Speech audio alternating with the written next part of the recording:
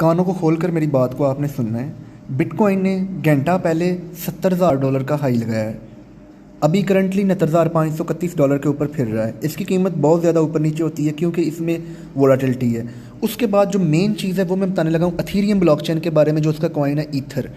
अच्छा, ईथर की कीमत को ज़रा हम चेक कर लेते हैं। निकले अब मामा, हाँ ये देखो,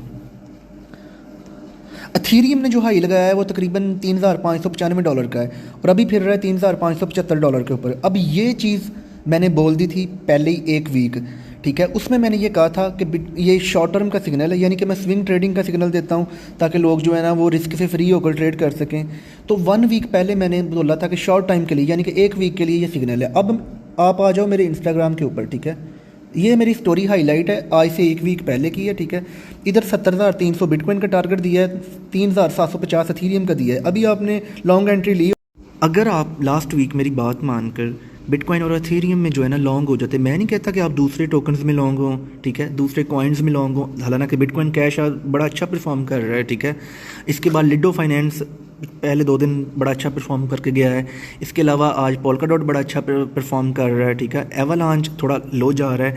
अब मेन चीज़ कि इसका मैंने तजर्बा कैसे लगाया, ठीक है, मैंने एनालिसिस कैसे किया, क्योंकि जितनी भी मैं बताता हूँ सारी जो होती है ना एग्जैक्ट उस प्राइस को जब बिटकॉइन अथीरियम या मार्केट छू रही होती है। अब ये चीज़ मैं कैसे जानता हूँ, ठीक है, मैं एस्ट्रोलॉजर हूँ, लेकिन सारी चीज़ें एस्ट्रोलॉजी से थोड़ी देखनी होती है, हमने थोड़ा एनालिसिस भी करना होता है। र्यूटर्स की ये वाली जो रिपोर्ट है, ठीक है, 6 दिन पहले की 642.5 मिलियन US डॉलर जो थे ना ETF से निकले, यानी कि इतना पैसा ETF से निकला, ठीक है। जैसे ही पैसा निकला तो एक्सचेंजों के ऊपर बिटकॉइन को उन्होंने सेल किया। जैसे ही सेल किया तो बिटकॉइन 3% जो था ना 4% नीचे आ गया, ठीक है। अब ये रिपोर्ट ये कहती है कि अगर बिटकॉइन और देखें, एक वीक में बिटकॉइन जो है ना किधर है, 1 डे टाइम फ्रेम की ये कैंडल है और बिटकॉइन नीचे आया। मुझे पता था कि यही अच्छा मौका है बिटकॉइन को खरीदने का। क्यों? क्योंकि 2 नैरेटिव मार्केट में जो है ना बिक रहे हैं, ETF और हाविंग, ठीक है। और हाविंग तक ये नहीं होगा कि बिटकॉइन की प्राइस का ही जो है ना वो 40,000 पे चली जाएगी। नहीं बेटा, इसने कईयों को पहले साइड में इधर उधर करना है, ठीक है ना। पहले फेक स्ट्रक्चर बनाने हैं छोटे टाइम फ्रेम्स के ऊपर, ट्रैप करना है रिटेलर्स को, ठीक है, फिर उनका पैसा खाना है। जैसे ही उन्होंने शॉर्ट एंट्रीज लगानी है, इन्होंने लॉन्ग कर दिया करना है बिटकॉइन को, भर के लॉन्ग यानी कि भर के खरीदना है।